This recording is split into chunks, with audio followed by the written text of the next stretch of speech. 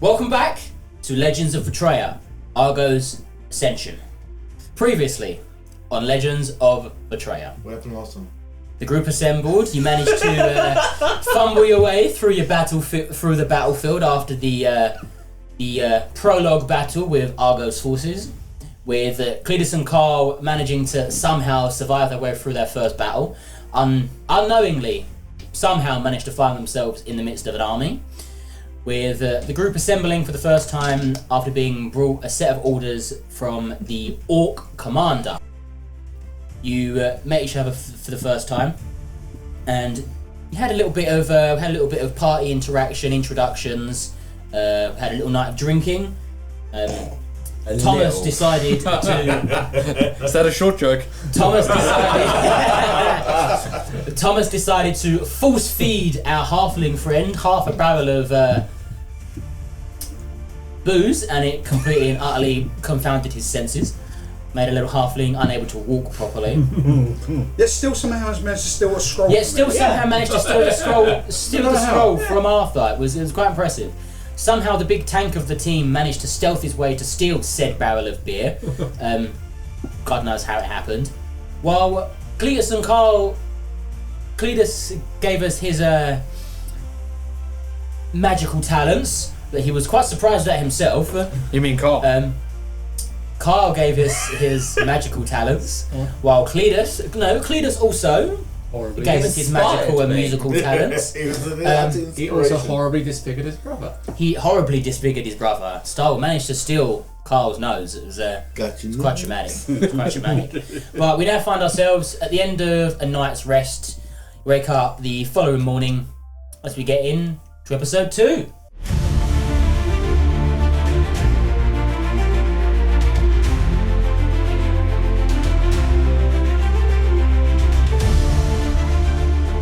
For a reminder, everybody, we'll go around the table one at a time. Who are you? Who are you playing? Name's Cleetus Banjo.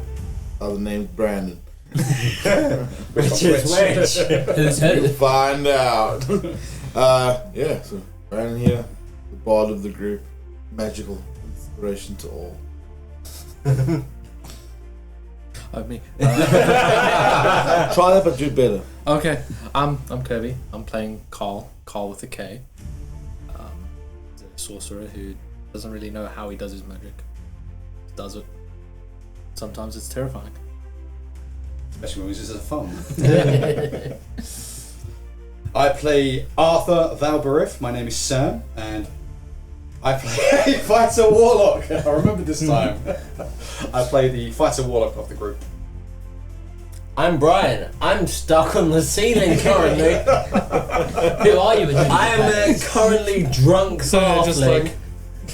Interesting. I'm Brian. Yeah, the SpongeBob movie where he's like hanging down from the ceiling. It's just me. So yeah, I'm a halfling, drunk halfling rogue at the moment, who is going to be taken down by his brother and Thomas, hopefully. And who are you? What are you playing? Well, first off, I'm very curious where I'm this played by this, and it's like, wait, you're that played by that. Yes. It's very confusing. Who are you? I Who don't do you know. play? I am Kris with a K. Yeah. Playing Thomas Krayt Draken, the very We are Matt. angry. Yeah, exactly. Sorry. Episode 2 and the format's falling apart. The name's Matt. Doormat. Oh, Christ. Am I going to need cue cards? I think at one point we'll all get it. I'm Kris with a K, playing Thomas Krayt Draken, the very angry Dragonborn Pandan. My drunk friend here is Matt, playing the drunker Brian Blumpton. Mr. Rogue of the group. The first. The rogue of the group. First. We got there in the end. We're on a time crunch. As you can tell, he's very committed to the role. Yeah, in between this time, before we started recording, Matt decided to down half a bottle of rum just to get the Brian vibes. This is no regular cola. It is alcoholic cola, isn't it? It's mixed with whiskey in it. Okay, so you all after last time when Cleetus decided to give you your magical lullaby to sleep. You can wake up the following morning. It's bright and early. It's sort of You know, Did the I get sun paid has for that? only just risen.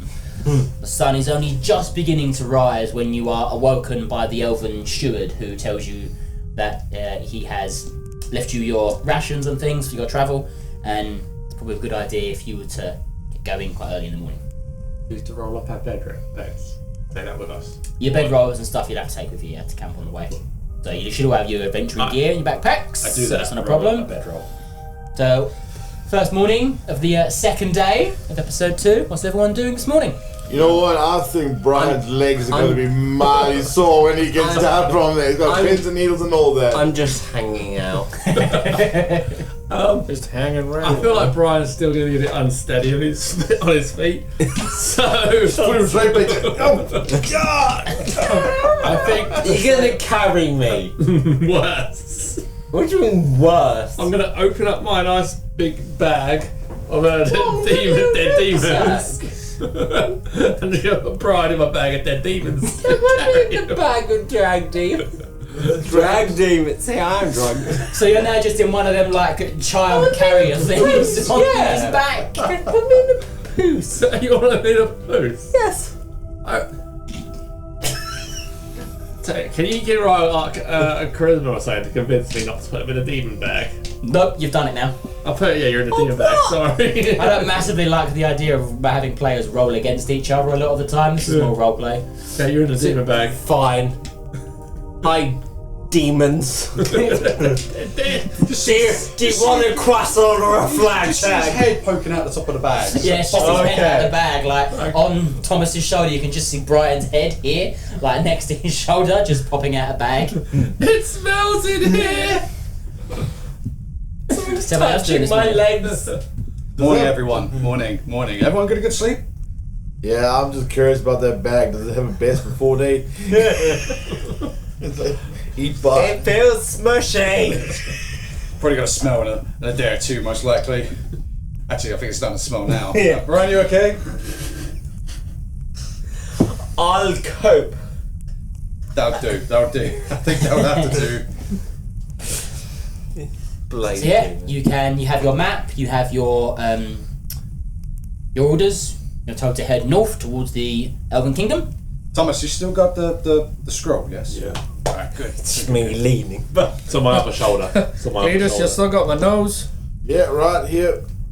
Got it in my pocket. We'll find someone to put that back on. It's going to be difficult. I can't look in the mirror no I'm more. going to tell him that he's still got his nose. Or You know what we should do? We should sell it. Oh, no. I'm going to make you do cocaine. this cocaine cannot have been Heaps of pixie powder. Yeah, it's pixie powder. Just being canonized. Very isn't it? We don't condone drug use.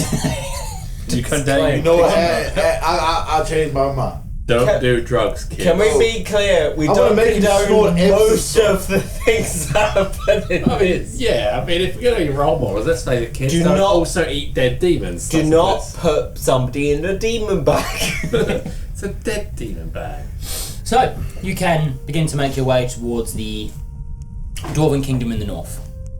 It's early morning, the sun has only just begun to rise, so it's still sort of dark, that twilight hour, as they call it. You begin to make your way through the encampment, beyond into a bit deeper into the resistance-controlled territory. You will have to eventually pass through some of the Argos-controlled territories in order to get to the elves, but for now you're in safe-ish lands. Quick question. Yes. Are there any centaurs in camp? Not currently, no. No, they do exist, but I was thinking we could kidnap a centaur and use those. Right, okay. Rather than just a hawk. I thought that was going What? somewhere completely different. Same here, because he is the right height. you wouldn't be able to ride a horse. You don't need to No, step I like that. know. You'd need, like, have to knots or ride. something. You'd have to ride. 2 horses. No, there's another. Like You'd have to ride a skips. different. You'd have to Up ride there? a different creature. No, there's another creature that you can ride. I forget their name currently, but there is another creature that you'd have Big to ride. horse. Because I ride a bear. Maybe. See, You can try. every DM's favourite saying. You could certainly try. Right. So, you are at the back end of the encampment now. As you pass through where the storage is being kept, you pass through where all of the injured soldiers are. All of the injured from the previous battles are being tended to by clerics and healers of the army. And as you slowly make your way through the back end of the forest, you come out of the encampment, the controlled area where the guards are patrolling. You come out of the area that's being safeguarded, and you're now in the sort of... It's a forest, but it's not a dense, thick forest. It's not like you're, having to machete your way through it. There are kind of like big, tall redwood trees and things, and you'll slowly make your way through the open brush. There's a path that you can follow. It's quite a simple little dirt and trail. Bless you. Bless you. Thank you. Very inspiration for that. No. You're a pen. As you slowly make your way through the forest, heading north. Everyone, wing them a marching order, or what's the plan? I'm in the bag. You're in a bag on Thomas's back. What's the marching order? You walk in single file, 2 by 2. Just the plan. I'll take front. I want to say probably Thomas is at the back. That's the vanguard. Not the vanguard. That's what's the point at the back? I can't remember the actual name for someone at the back. The vanguard. Yeah. I'm at the back. So he's at the back. You're at the back. I'm You're kind of like at the back. But, so anyone comes to attack from behind you're obviously the paladin. So Well, if anyone attacks from behind, he's going to be the first sacrifice. No, but I can see. That's it. I'm looking behind. the shadow danger. So I'm actually looking. I tell you what, I'm going to take a snack, a demon snack. How many demons have I got in this bag? Maybe 3 or 4. 3 or 4? I'm going to take one out and have a snack. So you have a chance to escape from the bag if you No, I'm not going to escape. Okay. I'm happy. I'm comfortable. You were comfortable all of a sudden. You've fallen asleep already. You protested a lot a minute ago. Yeah, I know, but that was after I realised how comfortable it was, and I've got the endless supply of stuff to make various foods with.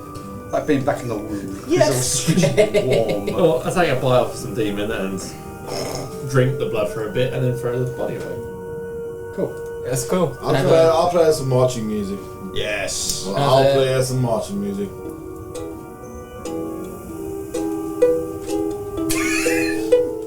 Chop, chop. So as you wander through the forests with Cleetus's marching music, you Skipping at best, but yeah. Cleetus is skipping marching music. You can make your way through the forest towards the elves. It's going to be a long journey, but you are on your way. On their way. On your way. Going on an adventure. Do we notice anything in the forest? It's this forest. If you was to continue following this west, you would eventually get to where the human kingdom is. This is kind of the large, dense forest of this region. It's dense enough that there's... Don't you mean east? Sorry, yes. If you was to, sorry. If you was to go east, you would get to the humans. I'm terrible with north, east, south, and west. If I'm not looking at it, I can't do on it. the other side. I think you might need this map. Yeah. If you used to head east, you'd get to the humans. You can do heading northwest, you will eventually find your way to the elves. Again, it's a dense enough forest that there's decent cloud coverage, so it's darker underneath the tree line, but not completely blackened out by the canopy. The trees are tall, they're like tall redwood trees. The forest floor is dense with brush and the evidence of like vermin and critters and stuff knocking around. Yeah. So pretty uneventful. Whilst we're going through. Yeah. So you can make your way through this forest, and slowly the forest seems to dissipate, the trees get less dense, and you come to open plains with rocky outcroppings and things like that. The brush turns to more stone and chiselled path that's been walked a lot more. The grass goes a lot more grey and dead. As eventually you slowly make your way through what was probably once a village. This village is very clearly abandoned now.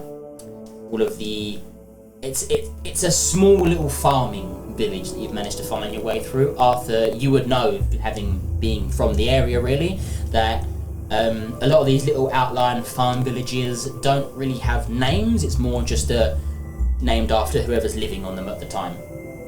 And this was obviously once someone's little farm homestead. But since the war broke out, a lot of these places have been abandoned as the humans have been attacked the heaviest. So a lot of the outlying farmers have rushed more inward towards the main keep and the main human kingdom itself for more protection inland. Do I know what the name of this village was? Probably not, as it changes hands. A lot of these little farms kind of change hands fairly often. So unless you're from the area, this exact area, it's a bit difficult to keep track of exactly who lives where.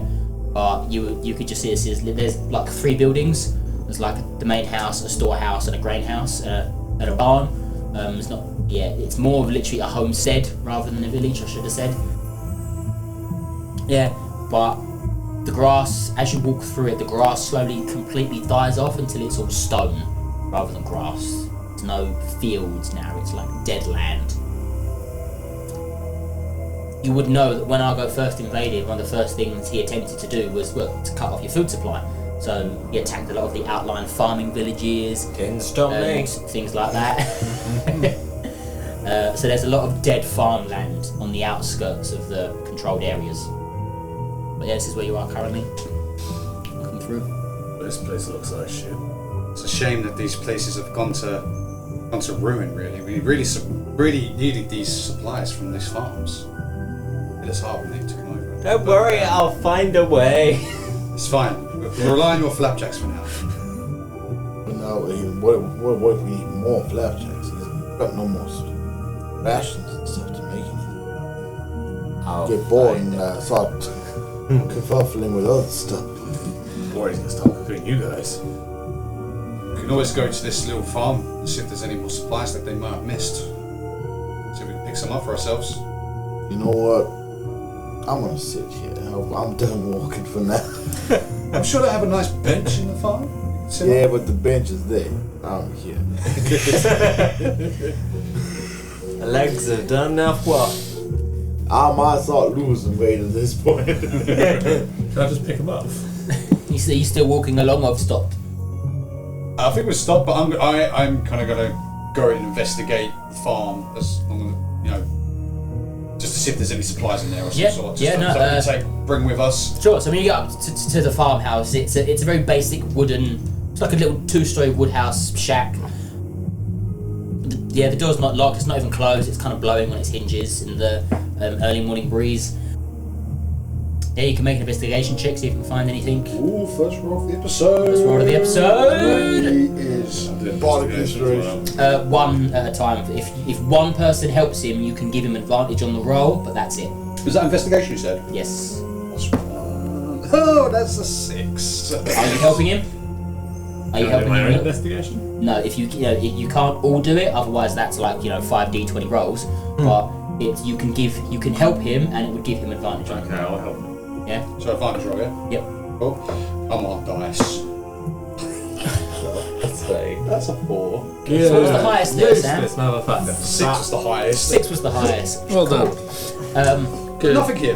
You can Good tell you're start. in an old farm. Yeah. This place is pretty ransacked as it is.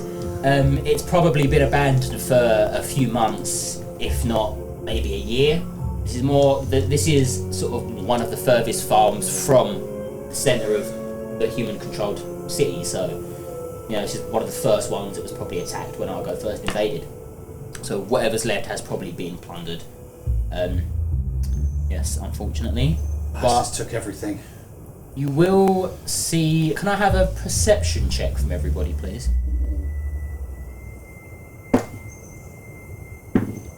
Perception. That's a 12 from me. Let me know if anyone gets above a Plus 14. Perception. I'm not talking about my roll right there. I got 15. 15. Talk. What did Cleetus get? What did Cleetus You get? get one. I got a nat 1. Natty one. You're looking the opposite way. We're looking up. Yeah, you're looking up in the clouds. I'm Just still in the bag. yeah, I've got you're 8. still in the bag.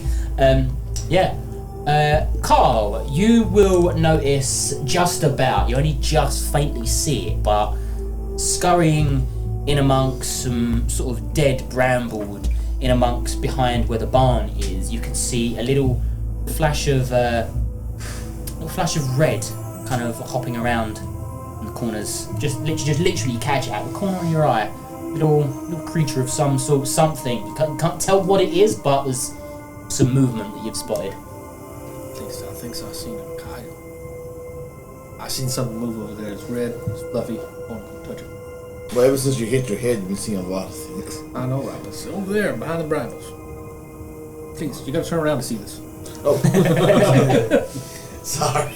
It's just, yeah, I'm feeling quite naturally one with myself. So it's all that walking. It's all that walking. I know, rise more than I go. Are we a part of this? You can, if you're still stood in the same place, yeah, you can unless that was specifically made to try to hide the information from them. No, I'm not hiding. Yeah, I'm just talking it out mentioning loud, it. yeah. Because I'm just pointing it out to Cleetus, so you guys can hear definitely it. hear him. Wait, what did you see? I don't know, something red, shiny, fluffy. It's over there. Shiny. A red panda. I think Wait. Hey Brian, go check this out. Yeah. Are you actually going to eat me? Did you just launch it? I'm launching it at him. What am I rolling? Roll a dexterity saving throw for me, You should be good at that. as he's just launched you. D20. It's probably a good 30 feet. D20. Yeah, D20 Yeah. plus 3. Should be. No, saving throw. Saving throw. 12 plus 17. 17's enough. As you bow through the air, you are literally launched out of his bag like a boomerang. And as you fly through the air, you manage to kind of like That's tuck a and roll when you hit the boomerang. That ground. means I go back to it.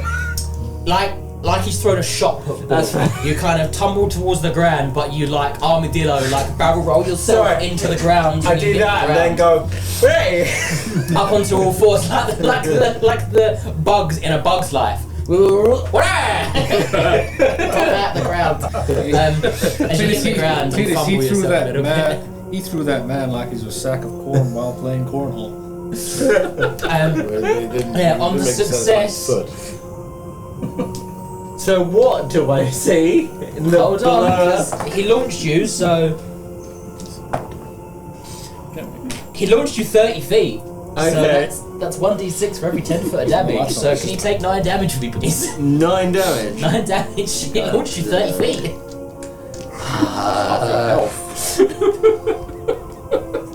You launched him 30 feet without thinking. Consequences. You're lucky. I've halved that damage as well. Thank God, because that'd be crit. Oh god! You launched him 30 feet. Every feet that you're thrown or you fall is 1d6 of damage. So I've rolled 3d6s and half the damage.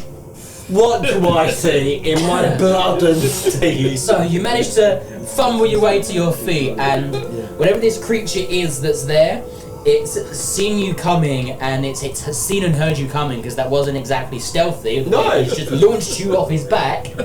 But I thought you You were see- stabbing. roll.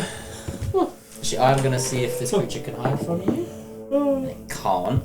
So you see a long, thin, kind of wiry tail. Bless you. Thank you. With it's kind of a, it's not fur. It's more like a red fuzz, like a small fuzz material to it. But the tail goes down into a very fine point, like a little triangled point on the end of the tail, sticking out of the thing, sticking out of the brambles, and you can see 2 small little horns as well, like curved horns that curve in and up. You can't quite see its full body. Probably is no bigger than a foot tall if it was on all fours. It's a very small creature, but you can see it. You can see it. There is something there in the brambles. Is it friendly? You don't know. Can I perceive if it's friendly? That would be an insight, not a perception. But if you want to try Okay. and see if it's a friendly I type want creature. to make a friend. You want a pet? Yes, Punch through you like a Pokeball. exactly. I need something smaller than me. You catch it. Oh, for God's sake. 9. With 9, that's an insight, yeah. Yeah. Cool. Really 9. possible, It's right? not. You can't really read it. It's kind of, because it's so hidden in the brambles. It's kind of in the bush. You can't quite see its full body language to kind of read a vibe from it. Okay. Whatever it is, it's attempted to curl itself up into the bush a little bit more. But it makes like a little high pitched like Okay, You come I in. am going to approach it. Is it like a baby tiefling? You're gonna try Stay approaching away it? from a baby tiefling. You're trying to approach it? I'm going to approach it. Sure. How and what are you doing? So I would approach just like you would approach a small pet animal. I'm just gonna slowly go there. It's okay. I'm not gonna eat you yet. If it knows English, you just kind of. It doesn't know English. Brian, give him a croissant. Are you? I'm gonna say, and I'm gonna approach it, and with my daggers, I'm gonna cut the. Is it like caught in the brambles? Yeah, you don't know until you get any closer. Okay, I'm gonna approach it slowly. Yeah. Yes. You can see. So Do I need to roll stealth or? no, not stealth. Okay. But so you can see whatever this creature is, looks like it's caught because it's trying to struggle as you're getting closer. I'm gonna but it cut doesn't away. seem to run away. I'm gonna cut away whatever it's caught on. Yeah, so it looks like it's caught on a bit of like mesh wire that was probably attached to the side of the barn to keep animals in. Maybe it's kind of caught around its back of its ankle and the sort of end of its tail, whatever it is. So I'm gonna free it. Yeah, you wanna try and free it? Sure. Yes. Roll sleight of hand to see if you can cut the material that's caught around him without harming the creature. 30 and sleight of hand. Where the hell is sleight of hand? Oh yeah, I'm fine. 20. Yeah, sure. So you dexterously pull out your blade and you carve away and you cut the brambles and the little bit of wire that's caught around its ankle and its tail. And when it realizes what you're doing, it goes from making this shrill little like to more like a Hello there. It's not so much a purr, but the equivalent would be when a cat's purring. But it's not a purr. It's not a purr. It's more just like a low-barreled hum kind of. I go to feed it a croissant. Yeah, it will nibble up the food in your hand, and the minute the food's done with, it will kind of sizing you up, giving you a little like. Is your lower half like completely caked in demon blood though? Or No, blood? it wouldn't be No. caked in demon blood. It's not caked. It's very. Damp. That's what it is, yeah. He doesn't have to take a soft tissue. Moist. Moist. Oh god. Okay. Shout out to Brian. Brian, what did you find? When you shout that out, the little creature kind of in the bushes and like jumps away. We don't know what they found. We can't see. Just to jump away and run away. Cleetus and just he sees this and going, "Don't worry, Brian, I'll save you." And I get my sling out my bag. No. Dive deep into the bushes. And I huck a fucking stone at the thing with the sling. If this freaking hits. He said he's done it. Yeah, I'm figuring out what is it you've thrown at it? Oh, my sling's got Banjo. stone. I put a stone in my sling and I'm like fucking David and Goliath. Yeah, so roll to hit it. Roll to hit with the sling. Oh god, it kills it. 11 Plus strength. +1. 12. Plus 1, okay. Roll a d6 for me. Damage. He killed my friend. No, Ross, roll a d6. I think I know what this going to 6. Lucky, because odds was you hit Brian. You hit the creature. Oh. So, as this little creature goes to kind of dive away, what was it, a 12? 12, yeah. Yeah, 12 will hit it, and as you hit this little creature in the rear end, as it kind of darts into the bushes, it gives that a... As you hit it in its rear end as it dives into the No, it's a bushes, mate when it you goes to free run it. away. You're welcome. Brian, are you okay? At this point, I'm not sure. Why can't I have anything nice? Gotta come I back. found this creature. Yes, I'm kind of hurt. Yeah, come back. Thomas, heal him. For God's sake, stop throwing things. Thomas, that was very unsportsmanlike of you. Yeah, I think it was quite a good shot. I must admit, it's quite sporty of you. Oh, exactly. My face covered in blood. Can I It was have very one small, more by the way. perception check? Actually, can I have one from just Brian, please? Okay. From Just Just Brian. 9. 9, wait, so 10. 10? Oh wait, Yeah, 10. Yeah, 10 is just enough. So you can, the direction where this creature fled, you can hear rustling in the forest line there, and it's whatever the rustling is, it's definitely louder than a rustle this creature would make. Oh shit, it's the mum. It's not my fault. I didn't hit him with the sling. And you see the familiar view of one of Argo's, what you have all been calling Argo's metal men, as they walk towards. You see one of them come out of the forest, and then another, and then another, and then another, as you see 4 of these metal and stone and wooden warriors come walking out of the forest at you. One of them wielding two of them wielding long swords. One of them has a bow, and another one has a like a scimitar type weapon, all of different builds. And the two wielding long swords are slightly taller than the others. They're slightly more built and buffed, and their face has no facial expressions. It's just 2 glowing eyes with a facial slit.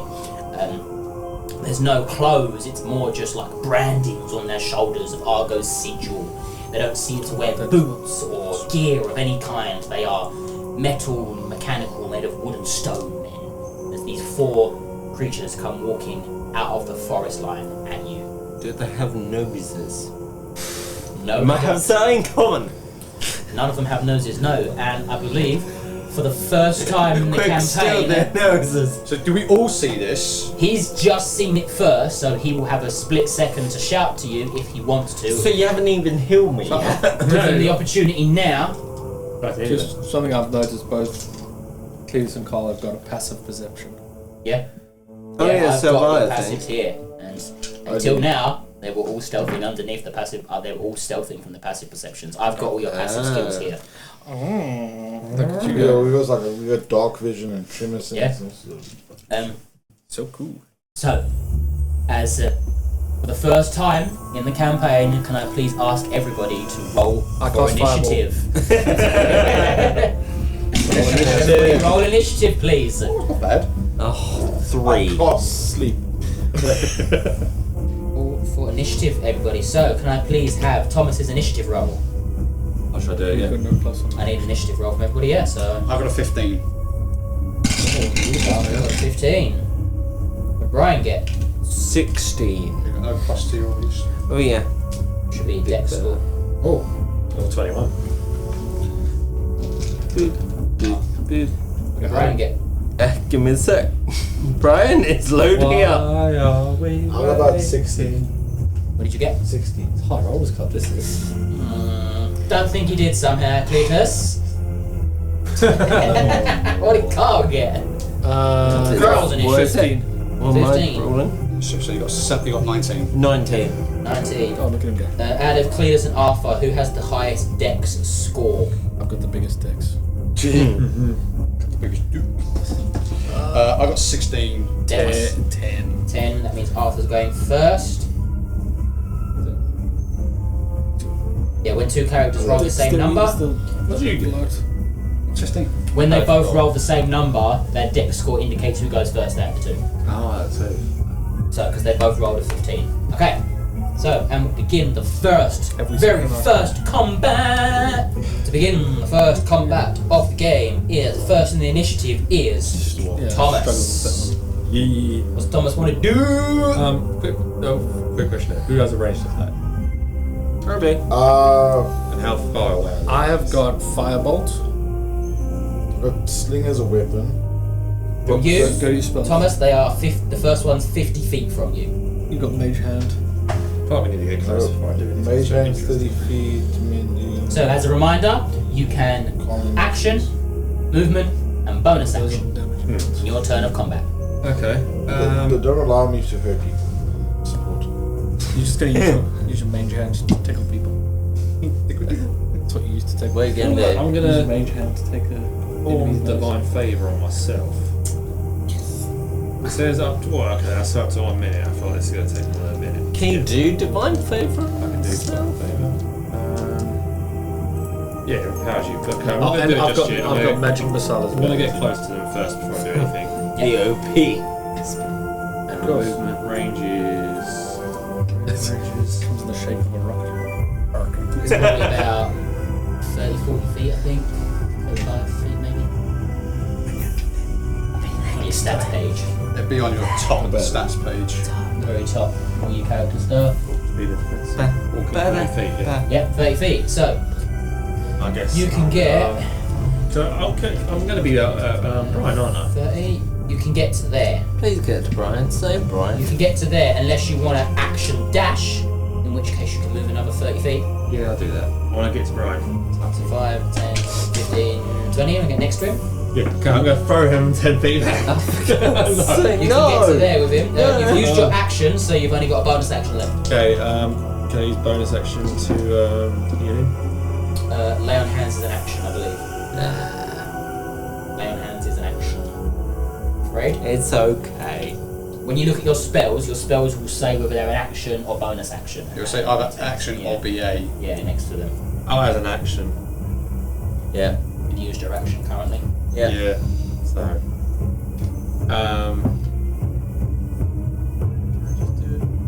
I'm just heading to it. Yeah. Action to dash. No, it's absolutely fine. Valid move. In the tank. After that, can we have Brian, please? Okay, are they within 60 feet? Of you, Brian. Yes. Any of them?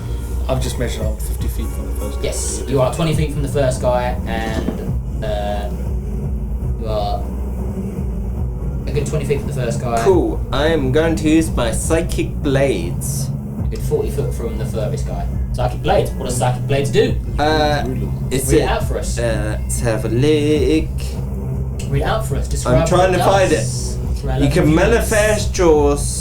I want to say sonic. Is that it's P and then Sonic. For sonic, thank you. Psychic. You offer sonic power, shimmering blades of psychic energy. Whenever you take the attack action, Yeah. you can manifest a psychic blade from your free hand, and make an attack.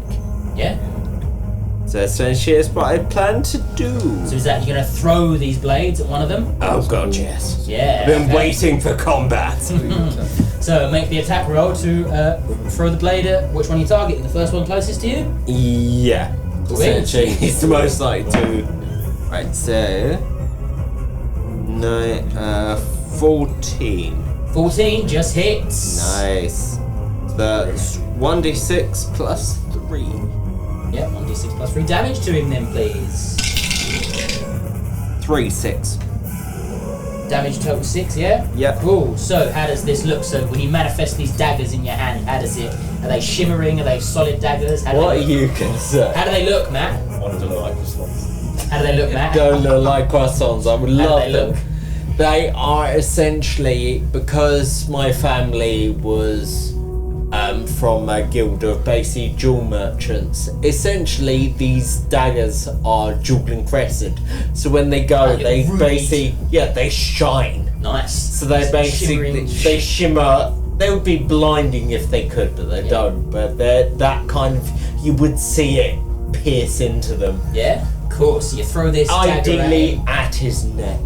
So you manifest this little shimmering dagger and you throw it at him, and as the dagger sails through the air, it manages to catch him square in the side of the shoulder. And this metal man, they don't say a lot, but he makes a grunting as it hits him, and as he as the blade hits him. As the blade hits him in the shoulder, he kind of brushes off the damage that's done. It sticks in his shoulder, and I suppose does it disappear when you hit him and then reappear in the same hand? pretty much. About, yeah, cool Ready beans. to go again. Cool beans. Movement, bonus action. What bonus action can I do? I guess at this point I'm hurt, so I need to move back a bit. Being a brain fighter, Where you so going? I'm essentially going to move back away from the group behind him. How far are you going back? I'll say 20 feet. Yeah.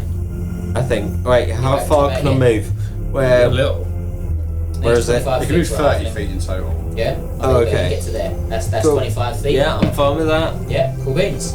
After Brian, we'll go to. After Brian is one of my guys. So, this creature, this metal man, has decided that he can see the big burling dragon man coming towards him, and this guy wields a longsword. And you can see again, without saying much, just these dark purpled eyes in all four of their heads as this first man comes running. And he gets right up to you, Thomas, and he's gonna swing his big old greatsword, his big old longsword at you. I don't even get the reaction. Oh, maybe. If you have something you can do as a reaction, yes. I punch him. That's not a reaction. That's an action. That's Do you have anything as a reaction you can use as a reaction? So you get your mechanically I can remind an everybody. opportunity attack. That's if he moves away from you. The rogue's opportunity attack. That has nothing to use as a reaction. The attack's coming in then. Dodge it. Lucky, he rolled low, so he swings this great big long sword at you. Comes at you with this great big long sword. And what weapon did you wield? Is it a sword or it's an axe? So as he comes at you with this long sword, I imagine it's you've pulled the axe off your back and you've got the axe prominent in front of you, and it's like the blade of the axe clashes with the blade of the sword as he comes down to swing on you. You dare attack me! It's his turn. you puny mon. Again, not saying a great deal. He comes at you with his sword. After him will go Arthur. So seeing that these creatures are attacking, is there anything to kind of like get behind cover? Because I think I've noticed that someone with a longbow. Yeah. Obviously, you want to try and get out of his range, sort of thing, so he doesn't. You could potentially duck down behind these rocks over here, if you wanted to. You could duck down behind these rocks, if you really wanted to. Over there. Ooh, okay. Duck down behind them rocks. Okay, so yeah, I'm gonna make a dash over to there, so I'm quite close to Thomas, but not kind of out in the open, and then ready so my you can blades. go 5, 10, 15, 20, 25. You can get to there with 25. What's your movement? 30. You can just about get behind the rock, yeah. Oh, awesome. Okay. So when you duck down behind it, I'll say it gives you half cover. So it gives you +2 to your AC while you duck down behind it. Nice. Okay. Cool. I don't think I'll have any ranged attacks or anything like that. So. Oh, actually, I'll tell you what I'm going to do. The one that's attacking Thomas, I'm going to cast Hexblade's Curse on him. Yeah. What does Hexblade Curse do? So Hexblade's Curse, if I get it up quick. So, start at first level, you gain the ability to place a baleful curse on someone. As a bonus action, choose one creature you see within 30 feet of you. The target is cursed for 1 minute. The curse ends early. If the target dies, you die, or you are incapacitated. Until the curse ends, you gain the following benefits. What's the benefits to this? What are the benefits of this? So I get a bonus to damage rolls against the cursed target. The bonus equals my proficiency bonus. Any attack roll you make against this cursed target is a critical hit on a roll of 19 or 20. If the cursed target dies, you regain hit points equal to your rock level plus your charisma modifier. Cool. So, how does this look when you cast this spell ability? So, I feel like this is the first time. So in Arthur's mind, he actually thinks he's like a paladin. Is this the first time that he's used this ability? It is. So he kind of just holds it. So in his head, he kind of just knows what to do. It's just this knowledge is filled in his head. That he knows what he's doing. You hear that voice. It's not quite as loud as it is normally, but you hear this voice in the back of your mind as they say to you, "Arthur, draw upon my powers. I can aid you." And as I hear that, I kind of draw like a sigil in the air and then push it towards the target. That's cool. It's fun. It's such about imagine you drawing the S that you used to in school. There's a Superman S. As you cast this spell comes barreling towards the creature. Yeah, that's your bonus action. Action? I can't really take an action, so I'm just going to end it at that. Yeah, cool. There's no problem. nothing else I can really do. Cool. Sit down. Yeah. Sat down. After Arthur, we'll drop down to Karl, please. Karl. What's Karl doing? Quick question. No. Do you want? Because obviously Brandon and I have the map here. Do you want us to manipulate, or would you rather? If you can manipulate your characters, that'd be a great help. Yeah, sure. Okay. I just want to know. So I wanted to know if you Karl wanted us to doing? ask you to move. Yeah, or... no, that's fine. Bless you. What's Karl doing? Where is he going? Okay, so Karl's bonus action. Yep. I'm gonna start off with that. Is I'm going to Bless you. softly and gently Caress. rub Cleetus' belly. Okay. Ah. Okay. As I rub Dragon Breath. Which is you touch one willing creature and imbue him with the power to spew magical energy from its mouth. Nice. Nice. Nice, So nice, I nice. can choose acid damage, fire damage, cold damage, lightning damage. I'm going to choose acid, so he's going to spew acid on. Cool. It's Is that when you rub his belly? So I don't know if he plays that in his turn or if he plays it now. No, he plays it in his turn. He can use an action. Oh, you have to be 15 feet. Are we sure he just doesn't have an acid reflux? I don't know if it comes. That's what. It's your bonus action, right? Yeah. Action So movement. as I do that, I say to Cleetus, you go get him. How's the spell go? Because you have to be 15 feet to be able to affect him. I want to So get him. you- Movement, Yeah. bonus action. Okay, my that was my bonus action. I'm gonna be really classic. Type of magic man, yeah. I'm gonna cast magic missile. Yeah. So, what does magic missile do? Magic missile is you create 3 glowing darts. I'm doing a second level. Are you moving at all? No. I'm staying up there, getting a bit of advantage. You create 3 glowing darts of magical force. Each dart hits a creature of your choice, and you can see within range. The dart deals 1d4 plus 1. I get to cast 4 darts. So was that one dart at each? I'm gonna throw 1 dart at each. Yeah, cool. Roll the damages from them, please. So because it's magic missile, I don't need to No, roll it just for hits. Magic missile just hits. Okay, so Warforged 1 will get 5 damage. Oh. Warforged 2. Warforged 4. I'm just going in order on the map. Yep. Okay. So Warforged 4 will get 2 damage. 4 gets 2 damage.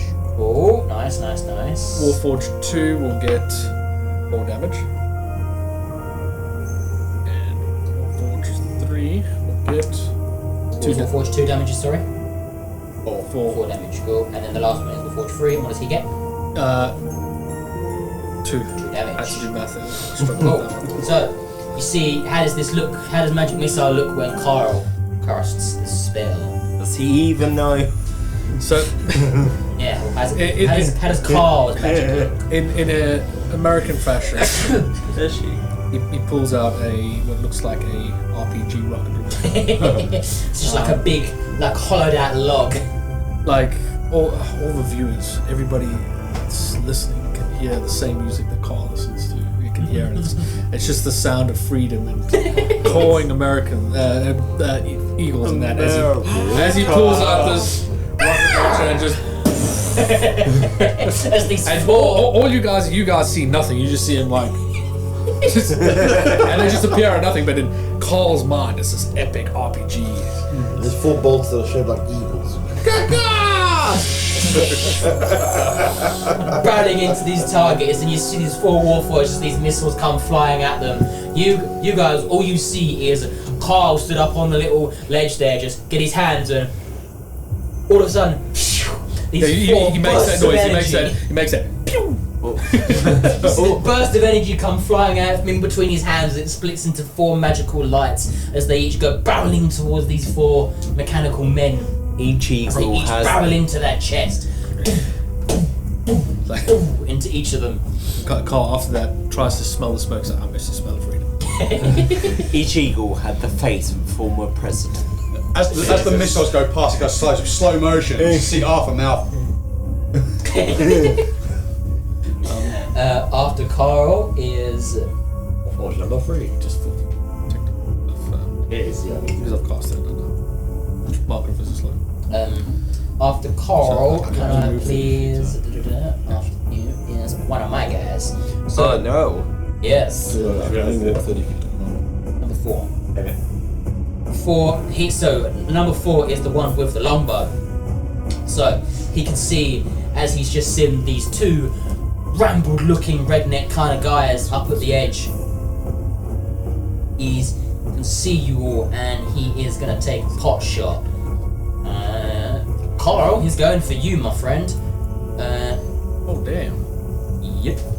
Why me? You just nailed all 4 of them. Because you just nailed all 4 of them. He doesn't like Americans. Mystical, magical energies. Is it because I'm American? Who knows? Who knows? But yeah, he's gonna come at you with his long bow.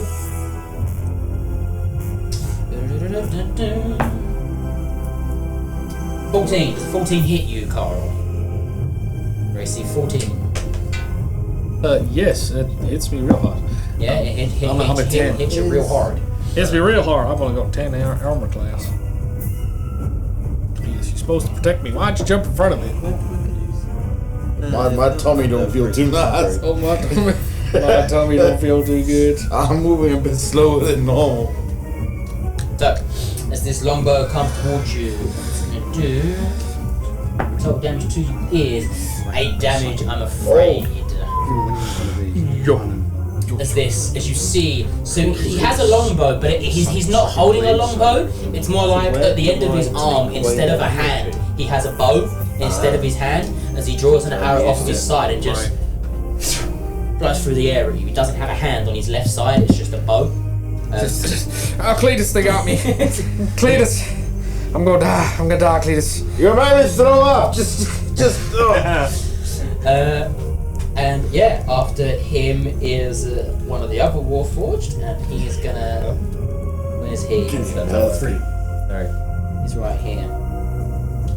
He is going to. Yeah, that's exactly what he'd do. It's no tactics. So you see this other Warforged at the back. He draws his little, smaller, shorter sword off of his belt, and as he comes barreling towards you all, he's running straight up to Thomas again, I'm afraid. And you're taking another brunt of an attack, my friend. Calm as a bitch. What am I calm for? Sick of my health. That's a 9 to hit you, which I think is probably going to miss. DC 11.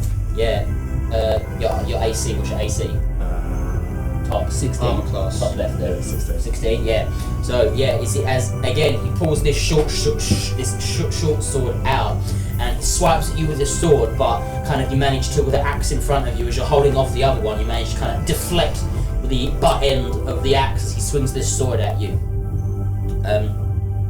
Unfortunately, then after him is.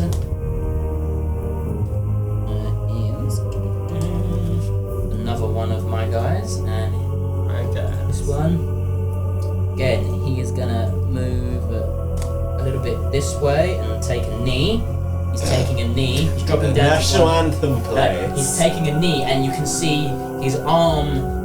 He has a hand on it, but you can see his arm begins to change shape into something as he's readying something. Yeah, so he drops down to one knee to prepare something, and then.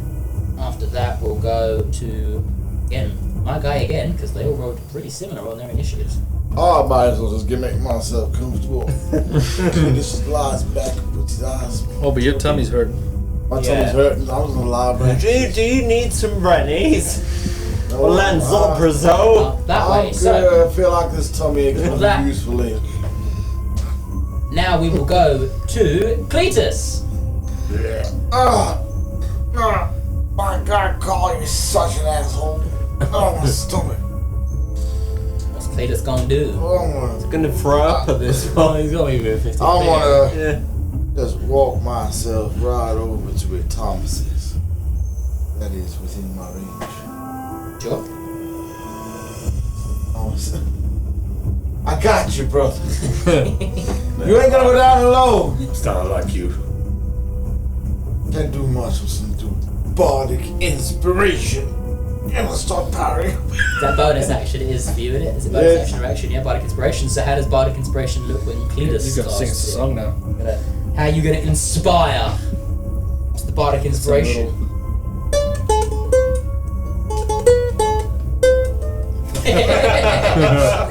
You feel inspired by this rousing song of heroism. So what does Bardic Inspiration do for him? Makes him angry. What does Bardic Inspiration do for him? What's the description of the ability do? You can inspire others through stirring words of music. To do so, your bonus action on a turn choose one creature other than yourself within 60 feet of you who can hear you. The creature gains one bardic inspiration die, which is a d6. Once in the next 10 minutes, the creature can roll the die and add the number rolled to one ability check, attack roll, or saving throw it makes. The creature can wait until after it rolls a d20 before deciding to use the bardic inspiration die, but must decide before the DM says whether the roll succeeds or fails. Once the bardic inspiration die is rolled, it is lost. A creature can have only one bardic inspiration die at a time. You can use this feature a number of times equal to the charisma modifier, minimum of once. So you get any expended use when you finish a long rest. So mechanically, that means when you next make an attack roll, an ability check, or anything like that, before I tell you whether that thing you wanted to do succeeded, you can choose to add a d6 to the roll or not. So you get an extra dice to add to your roll if you choose to. Now that's your bonus action and your movement. Do you have an action?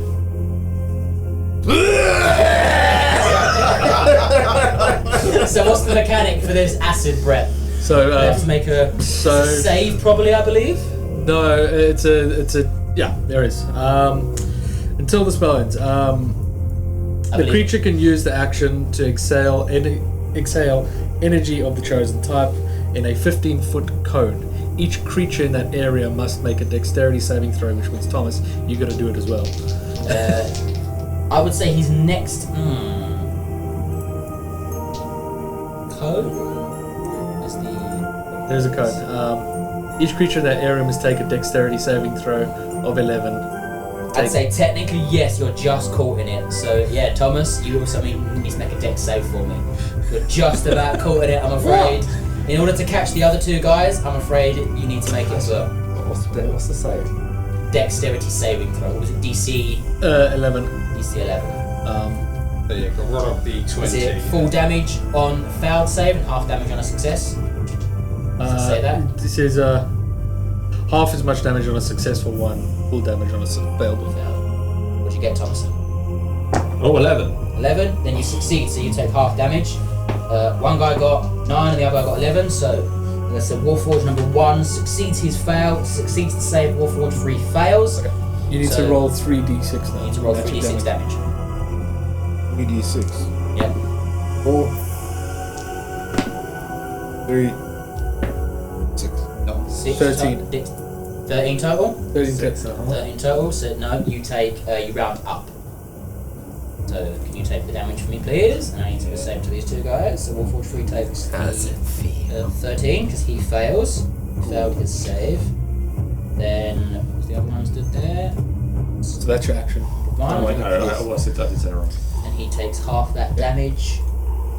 You just heard that. Yeah. Oh, no, I say, sorry, wait a minute. Yeah, but that's Cleetus said holds onto his arm going, 13 half. oh, so sorry about that. So 12.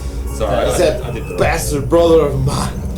you somehow gained health. No, I took it off. Yeah. What did you eat? So you see, as I wish I ate more. Cleetus sings this little song and inspires his big dragonborn companion next to him, when all of a sudden he just finishes his little ditty tune and song and just all over these creatures, and it manages to, some of it catches like the shoulder and your arm, and it's acid and it burns and it's pain. It's not searing, but it's like hot, steamy and burnful. I'm so sorry. It's okay, bro. God damn. And these two creatures in front of you can see where you've thrown up on them. The metal seems to not take as much damage in that form, but whatever wood was part of them seems to near enough sort of disintegrate and turn away. So some of their form kind of like, they don't completely lose a limb or anything, but part of their like shoulder joint falls off and things, stuff starts falling off of them as they're taking this damage. And after you, we go back to the very top of the round with Thomas. It feels so weird to say my own name. God damn, Cleetus. That's what you should learn. It's Cleetus. That one's Karl. Cleetus with the better. God damn, Cleetus. I told you shouldn't eat like Brian's flapjacks. Oh my god. Someone give me the acid reflux till the flapjacks. So, Weed. for a which of these Warforged has more health? I can't tell you that. You can't tell me. Nope. Yeah. Can you say a bit forward, Tom? You have to gauge. Okay, I feel like one's got more health. Okay, I'm going to first, as a bonus action, cast Divine Favour. What does Divine Favour do?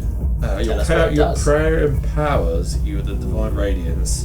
Until the spell ends, your weapon attacks deal an extra 1d4 radiant damage on him. Dope. So, that's your bonus action. Should be like Thanatos. Give me power, beyond power. Nice. He-Man, Thundercats reference. I like it.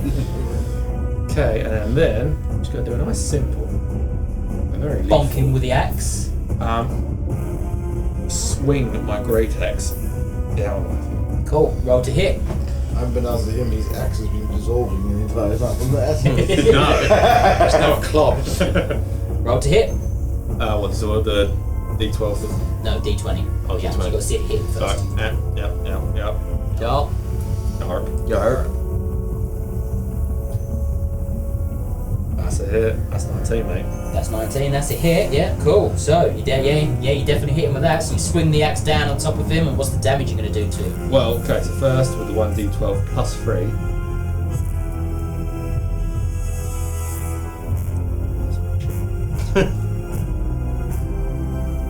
Five. That's alright. But I also do 1d4. Which is What did he get from the Arctic Inspiration? He hasn't used it yet. Don't use for You don't use it for damage. and then plus 1, so that's just 6. 6 total. Oh, is it? I got a spell, a plus 3 on spell attack. Did that include? That's the not a one thing? spell attack. No, that's just adding extra damage to Okay, your yeah, fair thing. enough. Yeah, so that's 6 damage on. 6 damage total. Cool. So, what's this look like when you swing this axe down on top of his? Well, okay, so as part of the divine favour, as I say this prayer, black smoke billows from my mouth Nice. and cases the head of the axe, Black smoke. turning it black, but it smokes as well at the same time. That's cool. I like that. You got this big smoking great axe. You swipe it down from above this creature. I literally just like hand in the air, one-handed, Nice. and I just down on its shoulder.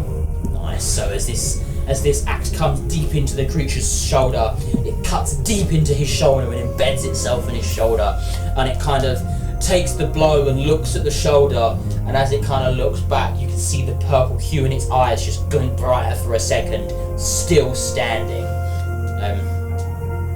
Looks these creatures in a bad way. Looks very bloodied and horrible, and there's like this logo going back. there's like inside its eyes. There's like this horrible, dark, brown, viscous liquid pouring out of the wound in its shoulder. As it like streams down its shoulder after taking this damage from you. Very, very injured and not in a good way.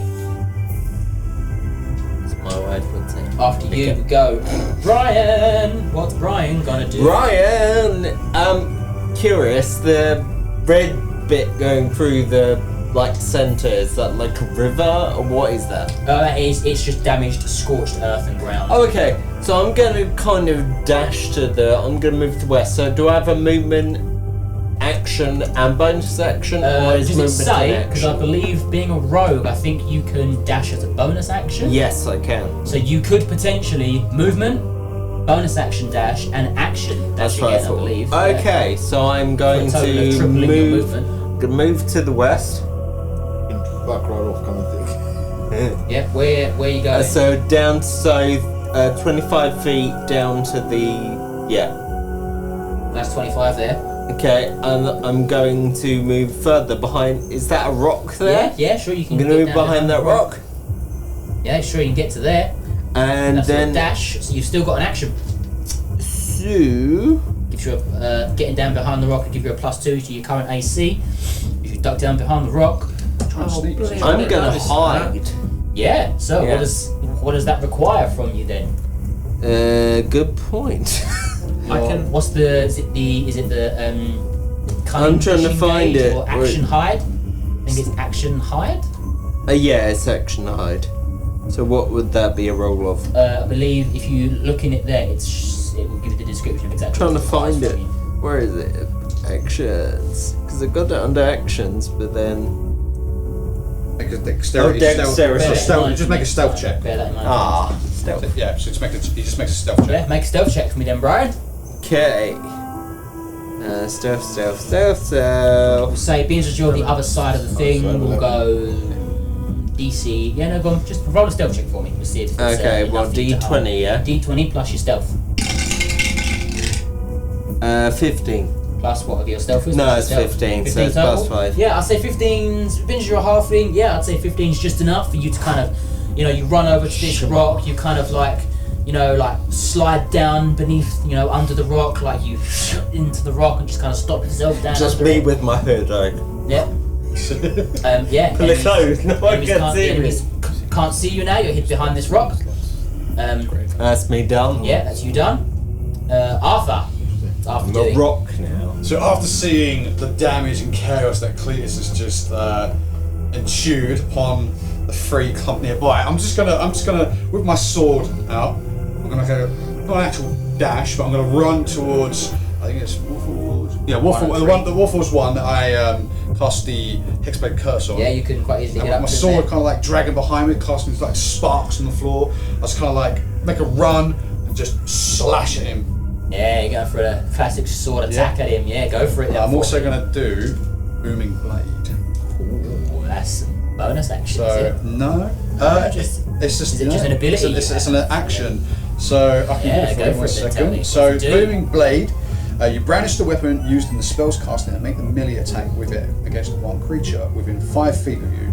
On a hit, the target suffers the weapon attacks normal effects and then becomes sheathed in a booming energy until the start of your next turn. If the target willingly moves 5 feet or more before then, the target takes 1d8 thunder damage and the spell ends. Cool beans. So, what does this look like? How does this ability look when you So hit as the I sword? got hit first, so Yeah. so kind of like as I'm running up, it kind of like the blade kind of like goes like a purple hue, if you will. You can, as you do this, you can hear that voice again, and it says that kind of androgynous, kind of the shifting voice that you hear from this being that speaks to you. You can hear it as it says to you, "You will know what to do, Arthur." Knowledge is just filled my head. And so I grab it with both hands and swipe down. Yeah, so see if you can hit it. So, You got Google when you're so that's a 19 to hit. So 19 to hit. Yeah. Yep. So that's 1d10. So what's my d10 again? D10 is the one that looks like a smaller. Yeah, I think it's this one. No, that's not a D10. Is that not? Oh, it's a That's a D12. D12. Sorry, apologies. This is my D10. I can never tell which one's which. It's this one. There'll be one I got that has, it. I got it. the 0 is 10. That's oh wait, actually, +2. So that would be. It's still a 1. No, it's 6 damage. 6 damage to what one did you just Either attack way. there? Wolf was 1. 1. You got it. I got it. You got it. How much damage was it? 6. 6. Cool. So, for the first time in the campaign, how do you want to do this? Oh hell yeah! Let's do this. So as I'm swiping down, because I'm using 2 hands, I put a lot of force into the swipes, and I literally do a diagonal swipe, but I'm kind of from shoulder to waist, Shoulder down the stern. and it just splits. Yeah, so you see, as the blade goes through him, it looks for a split second as if you've missed him, but then this creature kind of, with its sword in hand, goes, as it just, the top half just falls off, as it dumps to the ground in front of you. Is this not the same one that I've got an axe embedded in the shoulder? Yeah. Well, it's stuck on Yeah, my so axe. as it kind of slides off, we have the Weighted bottom half of it slumps to the ground, as the top half just kind of, with its arms, just goes limp on top as you're now like got it stuck in the prom of your axe as this creature dies. Yeah, you see in the corner of his eyes. Would you like to update Windows now? Blue screen of death. No. You see the purple hue in its eyes flicker and grade as they turn dull and dead, and there's no more life in this creature's eyes. As Is that first kill of The game. Well done, Arthur. Let's kill the game, guys. You're welcome. Woo! I hope It was the damage damage. Yeah, it was the acid damage that helped. Maybe do a clean cut. And the axe. Yeah. After Arthur, can I please have Karl? Karl with a K. Oh, Karl That's ain't got to got. be a bit of merch as well. Karl with a K. Karl ain't got nothing fancy this time. He's used up all of his fanciness. Okay, I can do something fancy for y'all. mending just fix the bus. I'm so sorry about that, sir. He back. I'm so sorry He about appears that. back but with his nose. No, it just fixes the clothing to just hold the dick back together. Which one was just killed? The one surrounded the little red thing around it. One. Okay, I'm gonna do my 30 feet. I'm going to There you go, next to your brother. Warforged 3. I'll just move myself there. Okay, cool. And I'm gonna use poison spray. Yep, what does poison spray do for us? You extend your hand towards a creature you can see within range and project a puff of noxious gas from your palm. The creature must succeed in a Constitution saving throw or take 1d12 damage, poison damage. Sure. So Go for it. it's not really going to come out of my hand. Let's just look. It comes. No. Not it look? you. He's no, not you. no. Don't do it. Don't do it. Interrupt his turn. How's it go? Come on, Karl. I conjure this little spray bottle, Yeah. which I grab. Next bowl. It's Gatorade. Why is the most acidic thing in America? And then I just go up to him and just squirt. No. No. Sure. You got to do a Constitutional saving throw of 11. I think they're immune to poison. We'll find out. just spraying in the face. Die. Die. He grabs the bottle and sucks it like a Vago. I just imagine if you fail here, it's just you haven't got the nozzle turned on the right Whereas he thing. must have Set has to to make a stream. Con save of 11. 11. Fortunately, that's 15. So he succeeds. So is that half damage or no damage? There's no damage. No damage, It must so you- succeed. He's just moist. This little breath at them. Not immune to it. I never said they was No, they immune. can take poison damage. They're just Yeah. immune to be Yeah, it says the poisoned. creature must succeed or Poisoned, take damage. They can take poison damage, Okay. but being the creature that they are resistant to it, which means they get advantage on the save.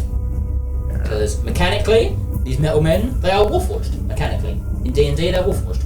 Yeah. You will all know them. Just up until now, no one's given them that name, so they are just Argo's metal men.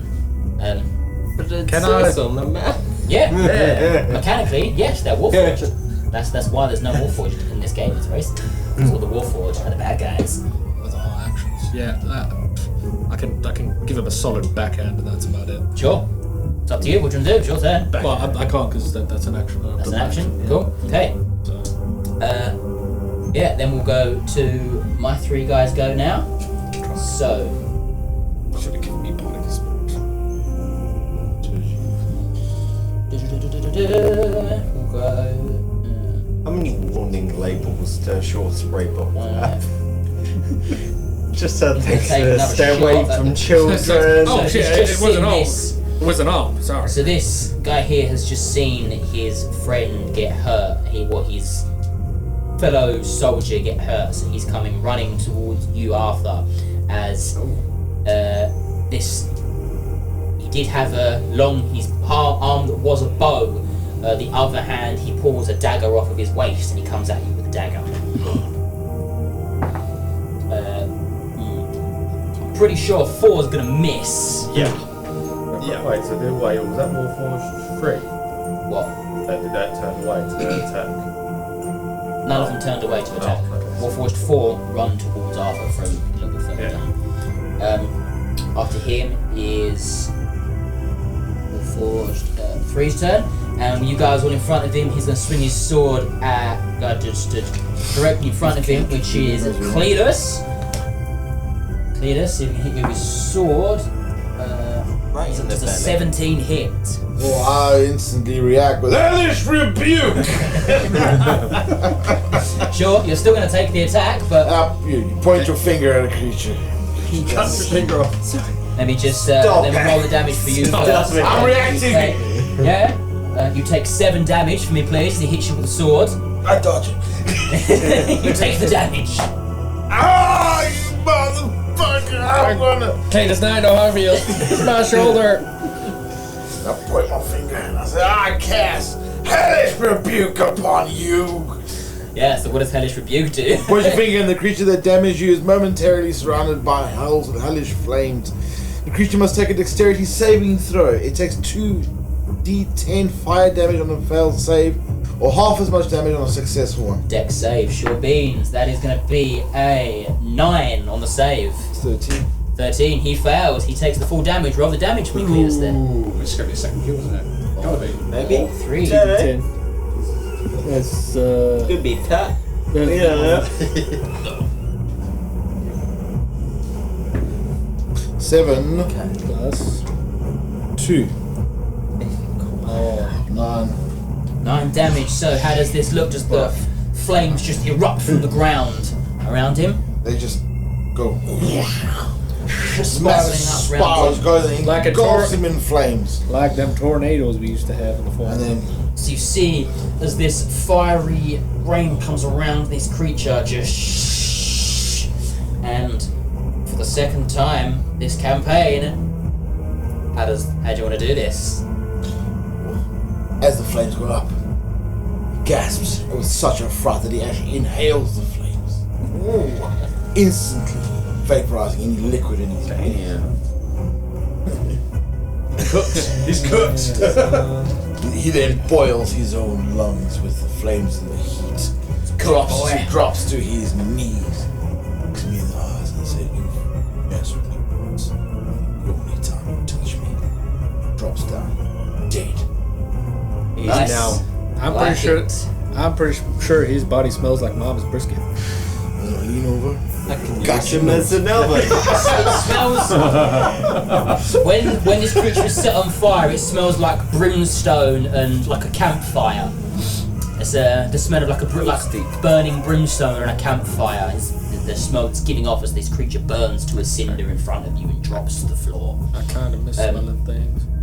With that, after that, Actually, another nose.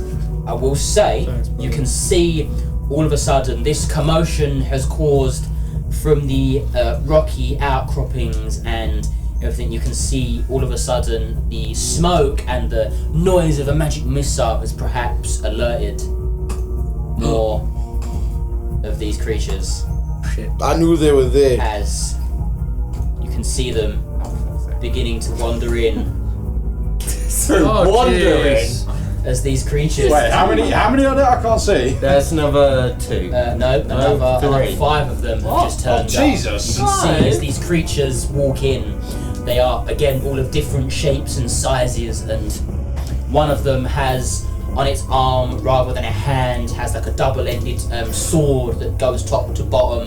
One of them has long cloak and a staff, but there is a caveat to this. You see Brian. Oh fuck. As You see are- Brian? No, as these creatures, these mechanical metal men clearly outnumber you, the small creature that you helped previously, you can see in the rocks to your left there, and the little brambles of burnt, hollowed out grass. You can see this little creature comes out of the stones, and before all of you, you can all, no need to make perceptions for this, you see this little four-legged creature as these creatures come running towards you. One by one they come out the forest and out of the stone, and there's 4 of them, then 5 of them, then 7 of them, and it looks like a horde of them come rushing towards you. This small creature in front of you, Brian, sort of sits on the floor in front of you, and all of a sudden its form begins to shift as this smoke and hue appear around this creature. Brian, it's and back! Suddenly, you can see this little red impish, devilish-looking creature with like a horns and a pointed tail becomes this tall, slender but like muscular-toned man with a long brown beard flowing down his chest and long brown hair down past his shoulders. These darkened red and auburn robes in front of you. As these creatures around all of you, all of a sudden, they pause, as if frozen in time. None of them are moving anymore. You're all still free to move, talk amongst yourselves, but these creatures will stop, dead in motion. Alright, cheers, guys. We just still. When, Did we die? I got freedom to when Are we out of initiative? no, when this creature that appears to you, its form, it has red, not scales, but red, clean skin. It's very neat robes. It's not even standing on the floor. It's kind of hovering above you all. And this creature with these long, pointed horns will say to you all, as it says, Hold on, I can comprehend languages. Hold on. as it says to you, none of you know me, nor should you probably wish to, but you are all in a precarious situation, I can see. I could help you from this impending danger for a small fee to be discussed later. To help you. Shall we say I could change or unbalance the scales of fate, perhaps? What's the fee? I like this, guys. How much are you asking for? Nothing. Sweet. You just a favour to be called upon should I need it. I'm in. You're a smart man, my friend. For the first time ever, that voice that would normally talk to you is silent. Does he realise? You can hear. Can I cause It's like it's as if someone's talking to you, but they're muffled. Strange. Not gay, but the voice is muffled. You can't make out what's being said. As the voice that would normally talk to you in situations like this doesn't. This creature he's probably about 9 feet tall. This creature, this humanoided creature, and he says, I could tip the scales of fate in your favour, should you so wish it. I'm just bludgeoned to death. The Warforged that's in front of me. If you go to hit it, nothing happens. I will say, this is a little homebrew thing I've worked up specifically for the podcast. He's offering you A choice. a manipulation of fate. Sure. Should you all collectively, now this is a thing that you, above table, not so much to discuss in character, but as players, take a moment to discuss what this creature is offering you is a homebrew rule that I have. This homebrew rule is, I will give you all a preloaded natural 20. So this is a natural 20 you can call upon once throughout the whole campaign. If I ask you for a roll, Yeah, I'll do it. before you roll a dice, Carl. you can just instantly. It doesn't me a even need to be a PlayStation. roll. Yeah, please do. I'll get VR. This doesn't even need to be a roll. This is just a straight up natty 20, and I cannot dispute it. This is the only time you can dictate to me as DM that something works or something happens as your natural 20 roll. But Oh, here we go. There you go. Oh, thanks. Fuck yeah. the downside to this, I win. the downside to this is you each get one natural 20 to use. You can save it and use it once the whole campaign, but the moment you use it, I get a pre-cocked natural 1 to enforce on you. So as it currently stands, if you as players accept this deal, you will each get natural 20 roll that you can use on anything. Do we all have to accept it, or as a group, you have to make this decision. And just as a double group check. of players, not characters. So, if this guy just was unalive in the future, would it still stand? You don't know. But I will say, this is what I'm describing. I'm describing this as the player's ability to influence fate. Currently, the scales of fate would be balanced in your favour. You would each have a natural 20 to use on a saving throw, attack roll, we got the anything sales you want. pitch. We know where they But is. the second I you use mean, it? when you use It's it, gonna be fun. I then get the ability to enforce one of your rolls to be a natural 1. Try on for that. I'll take it. I think it's I think it's a fun little mechanic. Yeah, I can guarantee. I'm like fuck you because This is that gives you the this is our possibility. scales of I've got fate. -1 strength, so I've got a possibility of getting a -1 on a roll, and I'm excited. So, if you are choosing to accept this as players, not characters, will mean that we'll have a little indicator for on the visuals and stuff where you've each got your little natural 20 preloaded, and when you use it, that's when I gain the ability to enforce a 1 on you. Cool. Yeah, I mean, Use it on the last possible. You can save it for as long as you want. You cannot use it for another 15, 20 episodes. You can save it for as long as you want. And if you never don't use use it, I don't get the chance to enforce a 1 on you, basically. I get the chance to enforce a 1 after you've expended your use of this 20. Yeah, Yeah. I'm taking it. Yeah. Sure. Yeah, Take it. I'll get- Red yeah, guy yeah. though. Can you kill a few of these for us? the blindness that I used earlier, because like I've the whole hang up. Do I count it as casting a spell, or is that just? If that's how you flavoured the spell, that's how you flavoured the spell, yeah. So yeah, you did cast that. Yeah, you did cast it. But you would have got a long rest after that anyway. Oh. 'Cause you slept that night anyway. So you don't have to mark on spell stuff. But yeah. So if you are taking his Deal. demon's bargain, shall we say, Sure. this is our cool homebrew rule. Yeah, sounds good. Can you That's so good. flavour it a little bit though and kill us a few Warforged?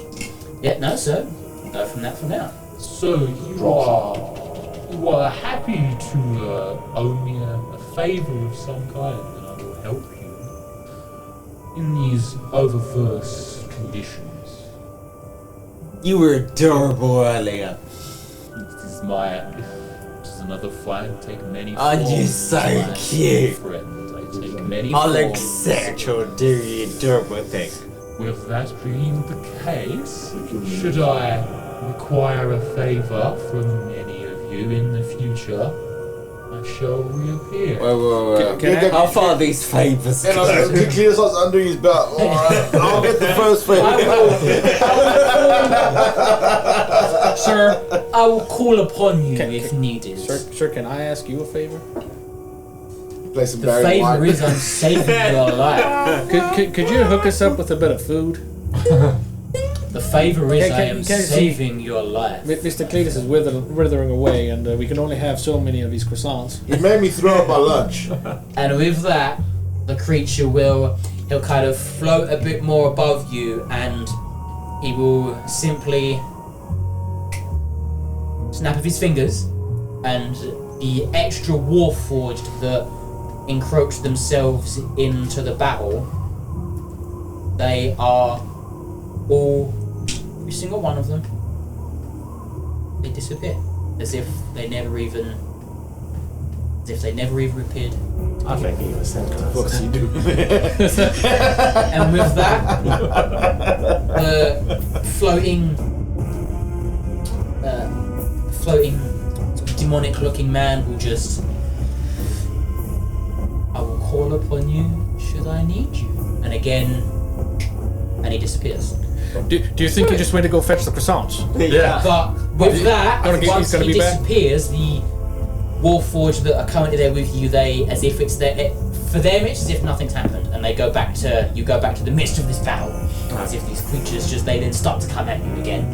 Thomas, is that your uncle? I don't have an uncle, my uncle.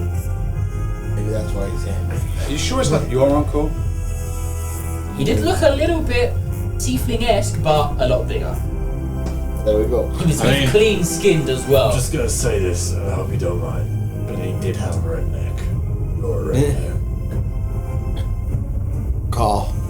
And with that, I think one Mama of slept the, outside the family. She been seeing people outside. It's currently one of the other Warforged turns. So Warforged number... Yeah, so with that, Warforged number 2 that had knelt down to sort of build up this ability, should we say. You can see the thing, as its hand forms into a shape, you can see that the hand kind of encroaches in and folds in on itself, and then out of it comes... You know, kind of like I mean a finger. like in Pacific Rim when the hand turns into that cannon. Yeah, picture them kind of vibes. That turns into this. Y'all got me so excited, my ability. fist got an erection. When the hand morphs into this like clamped open shell shape, as a burst of magical energy comes towards. I'm gonna roll a d4, and the 4 of you stood there. 1, 2, 3, and 4. 1. That's Cleetus. Yes. As this. Hellish rebuke! We're in the same round. You can't use it again. You got yours. They can only do it. I've still got mine. You can only do it once. Yeah, One once per round. Once per long rest. Hellish rebuke! You've used it. As this magical energy comes expelling out of its hand at you, can you please make a strength saving throw for me? Brilliant. Yeah, need the natural 20 plus the saving throw for your strength.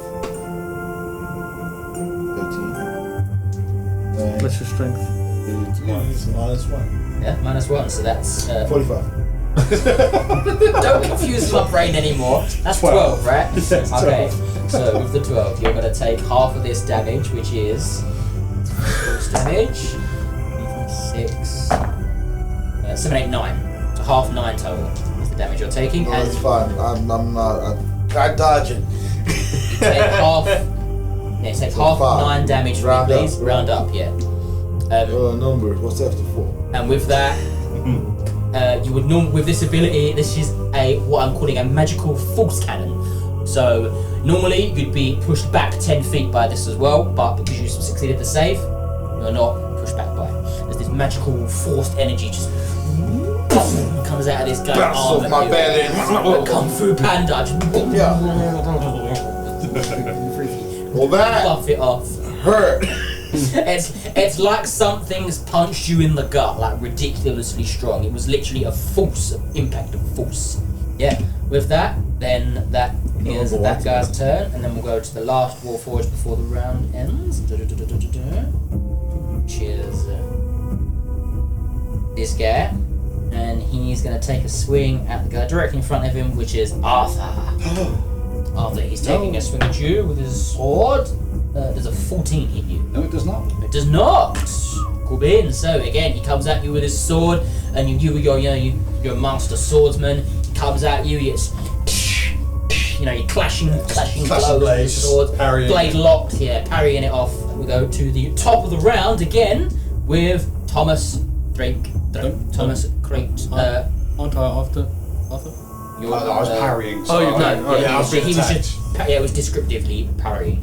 Go to the very top of the round with Thomas, please. Okay, I feel like Get your Warforged 4 has a reactions and lot of stuff health. back. I think Warforged 4 has a lot of health still. So I'm gonna overkill the shit out of this. Go for it. So I still have my Divine Favour active, I believe. Yeah, it lasts for a minute. Yeah. Not been a minute yet. I'm gonna do a Each special. turn in combat is 6 seconds, so it's not been a minute yet. I'm gonna do a Okay. special, and I'm gonna use Divine Smite on top of that. Sure. You can quite freely. You can move through your companions freely, so you can just freely Yeah, get I'm straight going up up to to him. Warforged 4, and I'm using Divine Smite, so I have to expel one. So with Divine Smite, because I'm still using the 2014 rule set, not Yeah. the new rule set. With Divine Smite, you can add it after you hit, so you don't have to Oh, okay. expend the charge unless you hit him. Okay, well I'm doing that. I'm hitting it with a Great Axe, which already has Divine Favour on top of it. It's still got half of Which the is other a Warforged D20. attached to it. Yeah. So D20 to hit. That's 13. You still have your D6 if you wish to use it. I Don't think forget. you've got your. You got your inspiration dice. No, you've got your actual Oh, Now you use your natural. plus 5 to attack. So whatever Oh, that so was. 18. Was that 18? Yeah. Yes. Yeah. 18 definitely hits then. Okay, so then. So now you roll the D12 plus the extra. Your holy weapon is what's it, a D4? Oh wow! Oh shit. Okay, I don't even need to use Divine Smite. Yeah, you know you can choose not to spell it. I'm not doing it. Once you I rolled don't it. need to. I need a D4, right? For the holy weapon. That's what's the total damage? 16. 16 damage, sure. So you take 16 damage to. Oh, but this time, because I've still got the body of the previous one attached to it, I lift it up once more sideways, and I swing into this guy. So, once more, how do you want to do this? Well, see, the blade's still black and smoking and Yeah. steaming from like the dead Warforged torso that's embedded into it. It's like it's burning, it's cooking. The energy is like Yeah, channeling and burning through it. And as I raise my great axe to the side, swing sideways into Warforged 4, and it's hit with Warforged 4 with such impact that first it's like a bludgeon, but then the axe cuts through the first The Warforged remaining of the dead one, sure. and it lays into the Warforged 4. I like it, nice. So, as this massive great axe comes swinging down, and it's this one metal man, he's hit by its companion, and then cutting through its dead companion, it takes the brunt of this bludgeon, and then all of a sudden it's just sliced all the way across its chest, and both bodies drop to the ground as this one more is this other creature here is dead. Oh my god. Now, he's after sweet. you is, can I please have I do like a move. Karl? I'm sorry, not Karl. Brian. Brian. Yeah, Brian. Brian. I've written the name Brian. So how far am I away from Warforged 2 then? What's the trick from? Yeah, You're gonna hide like a little bit. About 50 feet. 50. So I'm then, because I've got 60-foot range with my attack, so I'm gonna use Psychic Blade. Yep, go for it. Roll to hit him. So And hide behind the rock. yeah, do I get, because I'm stealth, is it a stealth You get attack? you get sneak attack because you're hiding. Right, So your sneak attack ability gives you a bonus to the attack, I believe. Where is sneak attack? I myself Sneak haven't played as a attack. rogue, so Where is refresh my memory on sneak attack. Sneak attack. Begin at the first level. First level. Starting exploitive foes distraction once per turn. You can deal an extra 1d6 damage to one creature you hit with an attack. If you have advantage on the attack roll, the attack must use finesse or ranged weapon. Unfortunately, you don't have advantage on this particular enemy. Yeah, that's fair enough. You cannot use your sneak attack. I'm afraid. Well, no, hang on. Because he's hid in the first round, so he's... Yeah, he's hidden, but being hidden doesn't give you advantage. Unfortunately. Wait, one damage creature you hit with an attack if There are specific abilities that rogues have that would give them advantage on the roll, or if someone I was to say cast Guiding you Bolt on don't it or need something. advantage on the attack roll if another enemy of the target is within 5 feet. There are no other enemies within range of it, so Damn. unfortunately sneak attack doesn't apply. That's fine. Cool. Okay, so then I'll just do a regular roll. And that is that one. So, first roll. Oh, wait, no, hang on. Sorry, I need to do whether I get it or not. So, that is 12, 17. 17 definitely hits, yeah. Okay, so 1d6. Where are you? That's 5 plus 3, so that's 8. Yeah, plenty of damage to him. So number 2, you do. So, Ryan, how's this go down? So essentially, like before, my gleaming light dagger goes and sails through the air, and you like how you like putting a screw. Yeah. A screw. Basically, it spins round in its basically through the center of his head and just embeds Carves slowly around. out a hole directly through his head. Yeah, nice. Yeah, as the last remaining enemy drops down dead. He's pinned against the wall. We have first successful Very combat of the campaign. Yeah. You guys have defeated these enemies. Well done. I want to cast mending. Just minimal die. It's not working. Too bad for these guys. Yeah, first ending combat of the campaign. Well done, guys. Top marks. Cool. Well done. Taken a demon devil's bargain. Fought some of Argo's advanced scouts, maybe. And pick up next time. So, thank you everyone watching. And join us next time on Legends of Vertraer, Argo's Ascension. But that's a pretty good place for us to leave on a cliffhanger for the next episode.